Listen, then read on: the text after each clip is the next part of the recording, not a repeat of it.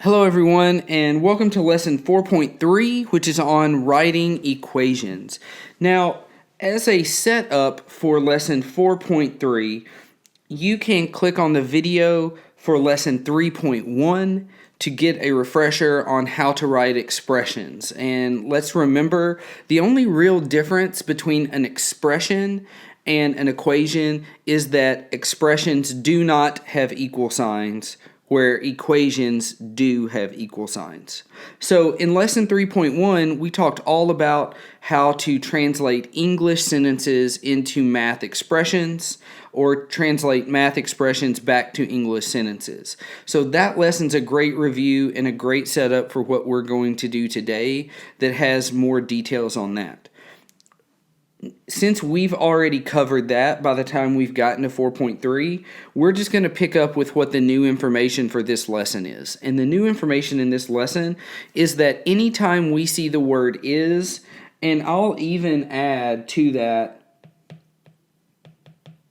will be, anything that's kind of in that vein, if you see is, will be, can be, should be, those type of things, all of that is going to mean equals. So you're going to get the same stuff as you did with setting up an expression, and then you'll see is 10, is 30 feet, is 100 feet. And then that's going to tell you how to set up the equation part. So with that being said, we're going to actually just jump right into some examples, things that you'll see, and we'll talk about how to solve those. The first one is a number divided by 11 is 5. So when we are setting this up, we remember that a number is going to be our variable. We will just use x, but you can use any letter that you would like. Then you have divided by, which we know is our division symbol. And then 11 is just the number 11. And then is, as we talked about, is equal to, and then the number 5 is just 5. So by translating that sentence, a number, we used x, divided by the divided by sign, 11 is 5. So 11 equals 5. So when we set up our final equation here, we should just have x divided by 11 is equal to 5. If you wanted to write it the same way that you saw it in the previous lesson, you could also write it that way as x divided by 11 equals 5. Now, what's nice is in this section, we're not asked to solve anything. You're just asked to set it up and write it. So that's our first example of that. Hopefully it's starting to make a little more sense. Let's move on to number 2. Number 2 says, Mel divided dozens of cookies between 7 classrooms. Each received 2 dozen. If she had 216 cookies to begin with, how many dozens did she have left after dividing them up? All right, so I've read the problem. I kind of understand what's going on. Mel has these cookies and dozens of cookies that she is splitting up between several classrooms. A key word that we should probably pay attention to is the word dozens. And we know that basically a dozen, 1 dozen equals 12 cookies. So that's probably going to help us a little bit. So now what we have, let's reread the problem to kind of get our mind into how we should solve it.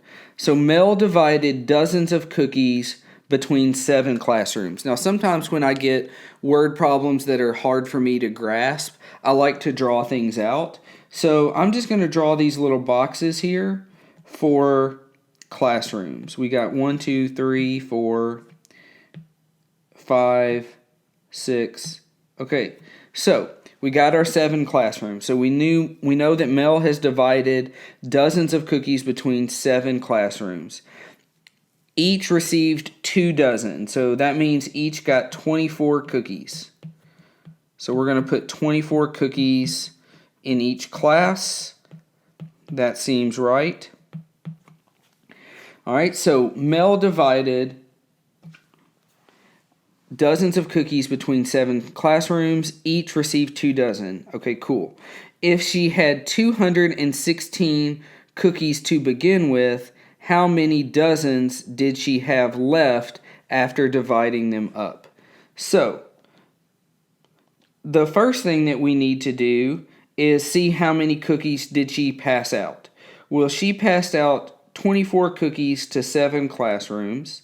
So that's 24 times 7, which ends up being 168 cookies. If she had 216 to begin with, if we take off 168 from 216, we end up with 48. Now, that's nice that we know she has 48 cookies. The question then asks, how many dozens did she have left after dividing them up? So we need the answer not in number of cookies, but how many dozens. Since we know that 1 dozen equals 12 cookies, we have 48 cookies. All we have to do to finish off this problem is divide 48 by 12, and we get 4. We have 4 dozen cookies left over that Mel had. So let's take a second. I know a lot happened there in number 2, and let's just re-walk through it again. So Mel had dozens of cookies that she passed out. So we know that. We know that a dozen cookies is 12, or a dozen is 12 cookies. So we split it up. Each classroom got 2 dozen cookies, so that means each classroom got 24 cookies each. We subtracted that amount off of how many she started with. So 216 minus 168 is 48 cookies. And if she has 48 cookies, to say that in number of dozens would be 4, because 48 divided by 12 is 4. And we're able to tell that she had 4 dozen cookies. And I'll list that there. Okay, so there's number 2. Number 3, it says the length of a rectangle is 3 inches longer than its width. Let W stand for width. Write an equation for length. All right, so typically we're probably going to use L for length. And so I'll go ahead and do that. If L is length, what do we know? Well, we know that the length is 3 inches longer.